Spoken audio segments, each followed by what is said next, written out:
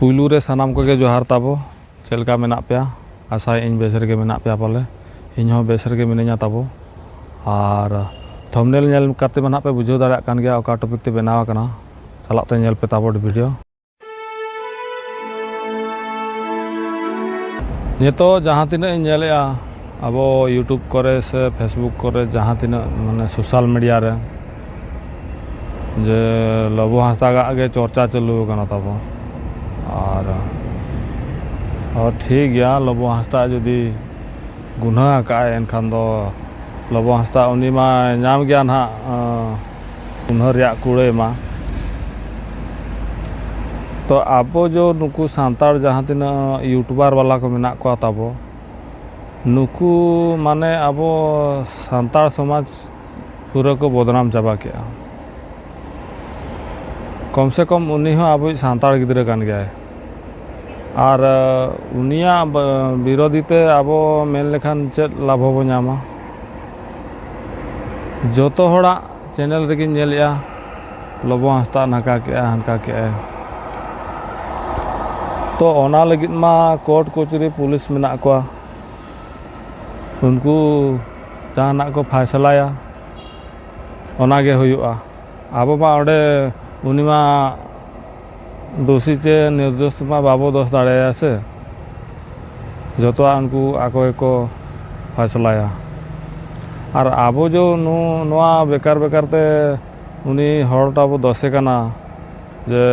लबो हांसदा दो नोकान गया हनकान गया तो छाड़ो ओना कोदो उनिया विषय तो आर चेत हो आलोपे आलोचनाया और आजा लाइव जहाँ लेका चालू कना चालू अचानो और उनी मा बाई हरला जे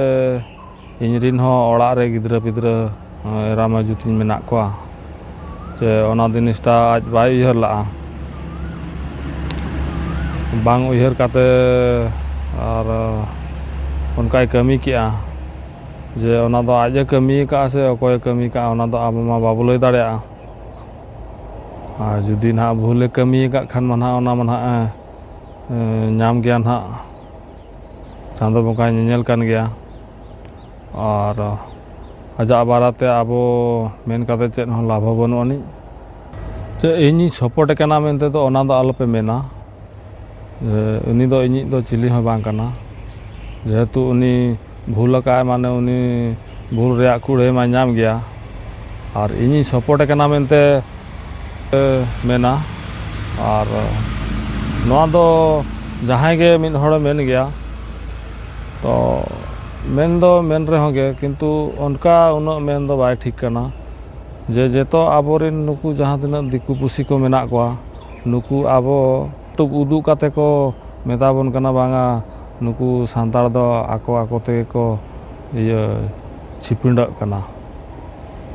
माने कोटारे बनु को आबो मा आबो आबो तेगे बो विरोधी कना विरोधी तो नोडे दो अकोय हो बांगे जे आबो आबो तेगे आबो सांतार समाज बो बदनामेआ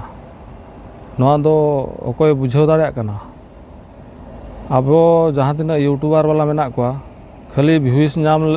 नाम लगी दो जे आबो सांतार समाज रे चेत घटा कना ओना मातो बाबो नेलेआ और आबो मेटा उनी सांतार गिद्रा ओना माने बार प्रकार बो मेताय कना ओना दो चेत बेस हुयु कना ओना आबो तेगे बो विरोधी कना जे उनी दो आबो विरोधी हो बांग कना चिली हो बांग कना और उनी जेहेतु भूल उतर काए और उनी बाय बुझाव लेआ और उनी आबो मा चेत हो बाबो मेन दाड़े और उनी लगिते तीना बार प्रकार आबो कथा बो रोड़ेआ नितों दिकु को उनको जहाँ तीना मेना को और उनको आबो मेन रे सुजोग को नाम किया जे सांतार दो को नोकान गया दिकु और नितो आबो चेत बो मेन दाड़ेया कोते बाबो मेन दाड़ेया को उनको मा नितो मा ठौको ठौको को लैया जे आपे मा आपी सांतार गिद्रा गे बापे नेल ठिकला दिया और आले सला चेत पे कम्प्रोमाइजा लांदा हाबना को रोड़ आबना को बार प्रकार कथा अब भेलू ताबो चेत ताहेना मिडा सांतार गिद्रे के अब बदनाम किया तो माने मिड हड़ बदनाम माने अब सांतार समाज सारा बदनाम मेना ओना तेगे अब सांतार तो मेता बना बोका बोका बखान दो चेत को मेता बना बोका छाड़ा और चेत हवा को मेता बना ठौको ठौको नवा दो बोका अतर को मेता बना अब मा अब सांतार सांतार के बाबो चिपना बोलना छाड़ो नवा को दो बगी पे ताबो और अब सांतार समाज चलका रे ज्ञानोआ ओना चेष्टा पे ताबो और जोतो हर तेगे जुदी बार पद जहाँ के बो रोड दू गया ओनागे नापायोआ और मिड हड़े भूल किया मेनते ओना अब जोतो हरते अब सांतार सांतार के बो दोसे खान दो ओना बाय हुई दाड़िया कना और ओना भूल रिया मनहा आज मा जहाँ लकाते रहो मनहा नामेत गया कुड़े मा और ओना को अब बांग रोड काते अब सांतार समाज चलका रेबो नापाय तेबो सुसरा और नापाय ते चलका रेबो ताहेना ओना को बे चेष्टाया इन दो नोकान वीडियो को दो अवश्य बइन बनाव ताहेन और हड़ को माने रोड आंजम कोते बाध्य इन बनाव और बाध्य मेन लेखान चेत कथा तो चेत बांगा अब सांतार समाज रिया माने फ्यूचर के खराब कना ताबो इनागे और बाखान को तो चेत बांगा जुदी अब मिड हड़ जहाना दो बांगा उनी मा चेत हो बाय को कोय कना जे नवा अमኝ पे हाना अमኝ पे उनी मा ना कोय मा बाय हिजु कना और अब मिड बार पद आज बो रोड़ाय खान गे माने सपोर्टे खान गे उनी ओनागे कुशी बुझावाय ओना तेगे अब सांतार समाज रे कटी मेना को बांगा जाहो सांतार सांतार मेना को गया सपोर्ट जहाँ को रोड दाड़िया और अब दो बांगा अब आजगे डोढ़ा रेबो ᱧᱩᱨᱤᱭᱟ उनका मा बाय गानोग कना तो नौकान कथा तो नवा वीडियो रे जहाँ तिना कथा गिन मेन का जहाँ तिना रोड़ का और जहाँ को बुझे हड़ मेना पे ताबो बुझे दाड़िया कान गया पे और जुदी बड़ी इन मेन का खान दो ओना हो ठीक गया और जुदी ठीक इन मेन का खान ओना हो ठीक गया ओना जहाँ को पे बुझे दाड़िया अब सांतार समाज रिया परिस्थिति और उनका मा जोतो हड़ के रोड रिया अधिकार मा मेना गया 12 प्रकार रोड किंतु एंते रहो गे कटी वा सांतार समाज नेल काते रोड पा जेहेतु अब पूरा लातार रे नितो मेना बना चलका रे अब सांतार समाज चेतान ते राकाबा ओना बो चेष्टाया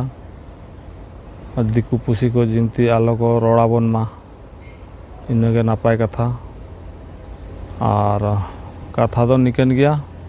और नोकान वीडियो को दो अवश्य इन हो बइन बनाव ताहे दो तेन बाध्य इन बनाव नवा गाजार से रे नल दाड़िया कना पे नजारा गाजार रे दुड़ुब काते तो ड्यूटी हो तीन उनका बनुआ से